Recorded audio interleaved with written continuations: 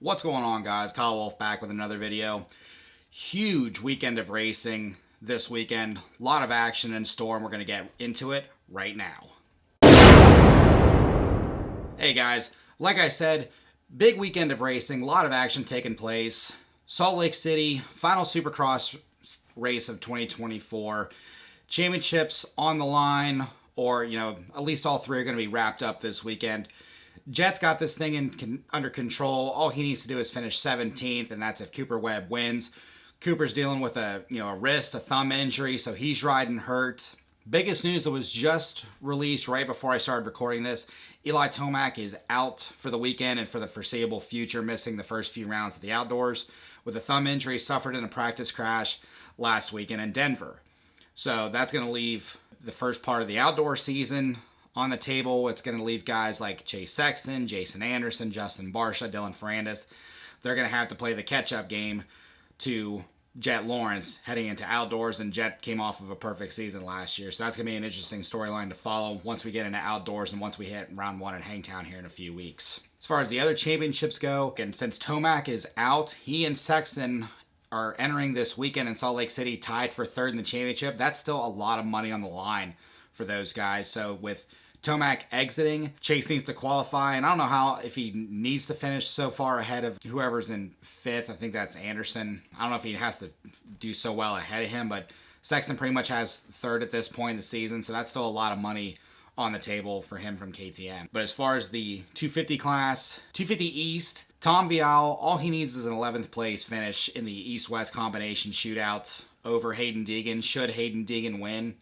And I know in the video that I recorded pre-Nashville, since that was the other East-West shootout race of the year, that a lot could happen in a shootout, and sure enough, it did. I covered that in the update. Same thing could happen this weekend. Some riders are out, McAdoo's out, so that's going to allow 2-3 other riders that aren't normally in the main events to get in there and possibly mess things up for Tom. But all he needs is an 11th place, and with the way he's been riding this year, he ought to be able to hold out for an 11th place finish should Deegan win. 250 West, all tied up. Kitchen, Hampshire, whoever comes out on top is gonna win this thing. I'd like to see RJ win this thing for a couple different reasons. One, he's been in the class long enough. He's due. He's paid his dues. He's been in that class long enough. It's his time. Two, I did spend some time with him down at the Baker's Factory back in March. Met him, met his wife Ashley, met the girls. Great family, and I really like RJ. And even before I met him, I was a big fan of RJ. He's always been just such a nice guy.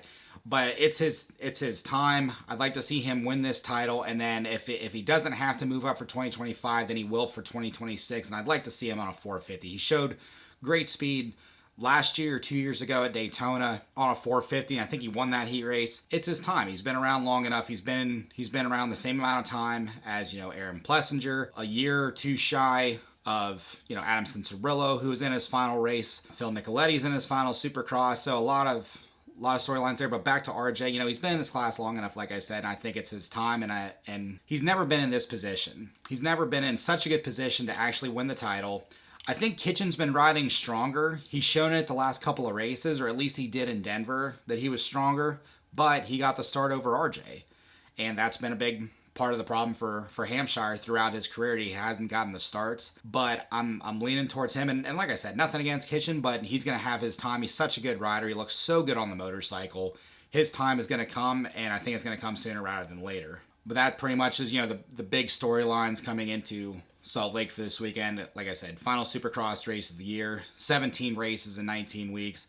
Been a long, grueling season for these guys, but Jet's going to be your champion in 450 unless something really, really, really catastrophic happens. Vial should hold on for the East as long as nothing goes wrong. Knock on wood. But it's all up in the air for Hampshire and Kitchen in that West Coast Championship. Also taking place this weekend, Grand National Cross Country season heads into their 7th round of action.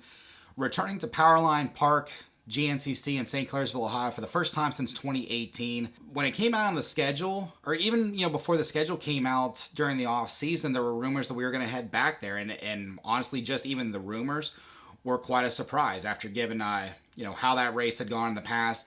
given the history of that property with extra events that had nothing to do with GNCC and why that property was taken off the table from us, or why GNCC hasn't returned. Now, local series have returned, A-Works, NECXC. Local series have gone to Powerline, but GNCC has not been there since 2018. So it's going to be a new learning experience, or a relearning experience for a lot of riders, and a completely different experience for riders that have never been there before. So it's going to be interesting, as far as the storylines go there. Stu Baylor, 2 in a row, Old Gray and Hoosier. He's coming in with momentum. Johnny Girard in the factory KTM still has the points lead. He's got 10 points over Stu.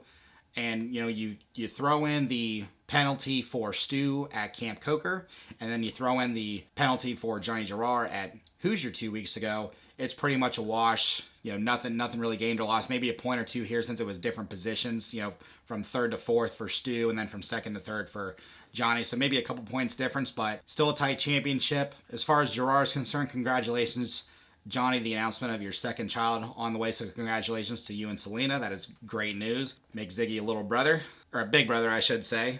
So congrats to those two, and congrats to the whole Girard family for that one. But we're moving into Powerline Park. XC2 class, Grant Davis still has the points lead over Gus Reardon, the two Landers Racing KTM teammates. 9 points separating those two positions, with Liam Draper, the defending champion on the M Pro Yamaha, several points back after a poor finish in Florida, but he is on the rebound looking for his first win of the season. Also, this weekend, EnduroGP round number 3. I didn't cover round 2 just with everything that I had going on, but round 3 of EnduroGP season, 2 days of racing in Romania for the first time in 11 years. Huge storylines there. Tie points championship heading into round 3 between Steve Holcomb, the defending EnduroGP champion, the world champion, and Josep Garcia. Those two are tied after 4 days of racing, with the first 2 rounds in Portugal earlier this year, 2 rounds of 2-day racing. So they're tied for the points lead. Then you still have guys like Andrea Verona, Nathan Watson, Samuele Bernardini, Jamie McCanney.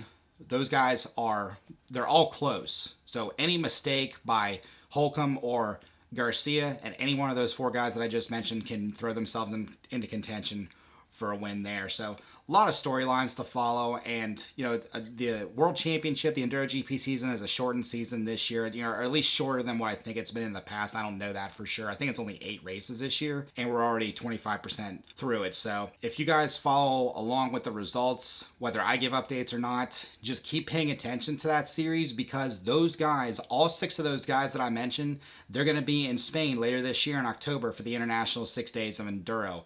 Those guys are going to be the ones to watch. They're going to be the head storylines coming into the year, along with whoever we select for the USA team for ISDE this year, which that announcement should be coming out within the next week or so. A lot of storylines to follow. I thank you guys for watching. Please, if you would, subscribe to the channel. Give this video a like, comment, share. Like I said, subscribe. You guys know what to do.